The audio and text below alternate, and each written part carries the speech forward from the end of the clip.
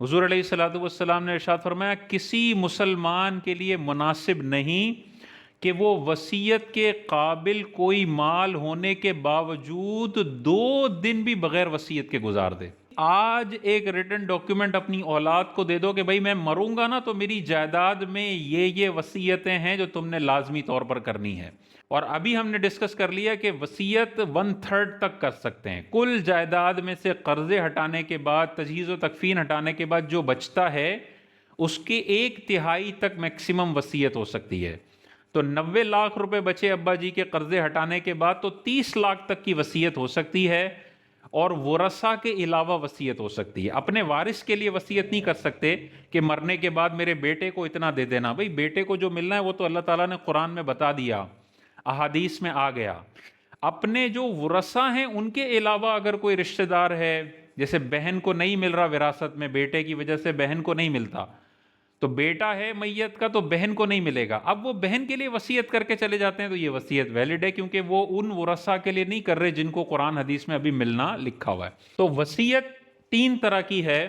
بعض وصیتیں بندے کو مرنے سے پہلے کرنا واجب ہے، بعض وصیتیں کرنا مستحب ہے، اور بعض وصیتیں کرنا مکروہ ہے۔ اب جو واجب وصیتیں ہیں ان میں سے پہلی وصیت یہ ہے زکوٰۃ۔ زندگی میں کوئی زکوٰۃ اس پر لازم ہے اور ابھی اس نے دی نہیں ہے تو اپنے بچوں کو یہ وصیت کرنا ضروری ہے کہ میرا یہ زکوٰۃ کا کلوزنگ بیلنس ہے جو میں نے دینا ہے، اور اگر اچانک مجھے موت آ گئی تو میری یہ وصیت ہے کہ میرے مال سے میری ادا نہ کی ہوئی زکوٰۃ ادا کرنی ہے تم نے۔ دوسرا، روزے کا فدیہ۔ کسی پر قضا روزے ہیں اور وہ رکھ رہا ہے آرام آرام سے، تو کم از کم اس کو وصیت کرنا ضروری ہے کہ میرے بچوں، میرے اوپر یہ 30 روزے قضا کرنا ضروری ہے، میں آرام آرام سے رکھ رہا ہوں، لیکن اگر میں اچانک انتقال کر جاؤں تو میری یہ وصیت ہے کہ میرے مال میں سے روزوں کا فدیہ دے دیا جائے۔ تیسری جو واجب وصیت ہے جو ہر بندے کو اپنے مرنے سے پہلے کرنا ضروری ہے، وہ حج کی وصیت ہے۔ اگر اس کے پاس اتنی دولت ہے کہ حج کر سکتا ہے لیکن اس کے باوجود بھی اس نے حج نہیں کیا، تو اپنے بچوں کو یہ وصیت کرے کہ اگلے سال جب حج کے لیے لوگ جا رہے ہوں گے تو میں چلا جاؤں گا، کیونکہ مجھ پہ فرض ہے، میں کروں گا حج، لیکن اگر حج فرض ادا کرنے سے پہلے مجھے موت آ جائے تو میرے مال سے حج بدل تم نے کروانا ہے۔ تو حج بدل کی وصیت کرنا ہر بندے پر لازم ہے جس پر حج فرض ہو چکا اور ابھی تک حج پہ گیا نہیں ہے۔ اسی طرح دیگر واجب صدقات، قربانی اس پر 15 سال کی واجب تھی اور اس نے ادا نہیں کی ہے۔ اسی طرح صدقہ فطر مسلمانوں پر واجب ہوتا ہے، تو اگر اس پہ صدقہ فطر واجب ہے، کئی سالوں کا واجب ہے، تو یہ ادا کرے فوراً۔ اور ابھی تنگ دست ہے اور پراپرٹی میں پیسہ پھنسا ہوا ہے اور پراپرٹی بک نہیں رہی ہے اور قرضہ بھی نہیں مل رہا ہے، تو یہ وصیت کرنا ضروری ہے کہ میں مر جاؤں تو میرے مال سے صدقہ فطر ادا کر دینا۔ الغرض یہ کہ جتنی واجب چیزیں بندے پر پیسہ خرچ کرنا تھی ان کی وصیت کرنا اس کو لازم ہے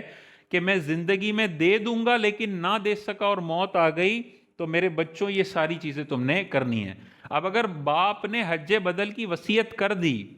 اور وہ 1/3 مال سے کم کی وصیت ہے تو بچے وہ مال ہڑپ نہیں کر سکتے، انہیں حج بدل کروانا لازم ہے، ٹھیک ہے نا؟ وہ پورا مال شیئر نہیں کر سکتے کہ چلو بھائی ابا نے نہیں کیا تھا حج تو ہم رکھ لیتے، نہیں، اگر باپ نے حج کی وصیت کی بھی ہے تو 11 لاکھ روپے کا حج بدل کروانا پڑے گا اگر انہوں نے جائیداد اس سے 3 گنا اوپر کی چھوڑ کے وہ مرے ہیں۔ تو کم از کم ابا کے عذاب قبر کو ٹھنڈا کرنے کے لیے ان کے روزوں کا فدیہ بھی دیں، ان کی نہ دی ہوئی زکاتیں بھی ادا کریں اور ان کی طرف سے حج بدل بھی کروا دیں، تاکہ وہ قبر میں آپ کو دعائیں دیں گے کہ زکوٰۃ نہ دینے کی وجہ سے مجھے عذاب ہو رہا تھا، میرے بچوں نے وصیت پر عمل کر کے مجھے عذاب سے چھٹکارا عطا فرما دیا، فدیہ دے کے مجھے آزاد کر دیا اور حج بدل دے کر مجھے آزاد کر دیا۔ کچھ وصیتیں مستحب ہیں، سارے خیرات اچھے کاموں کے لیے وصیت کر جانا یہ مستحب وصیت ہے۔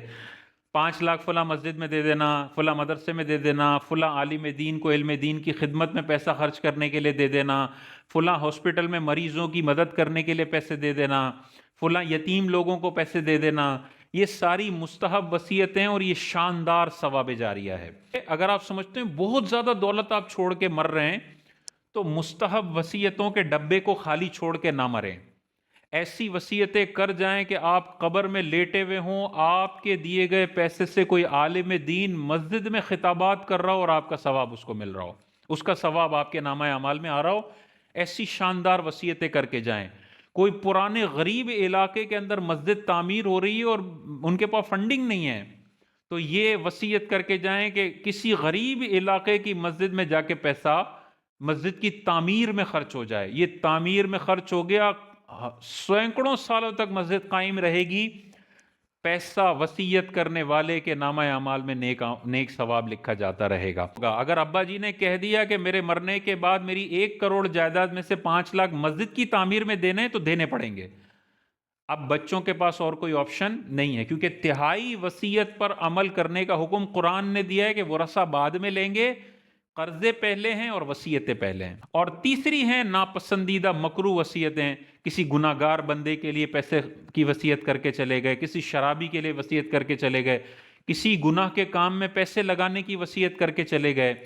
تو یہ ساری وصیتیں مکروہ ہیں۔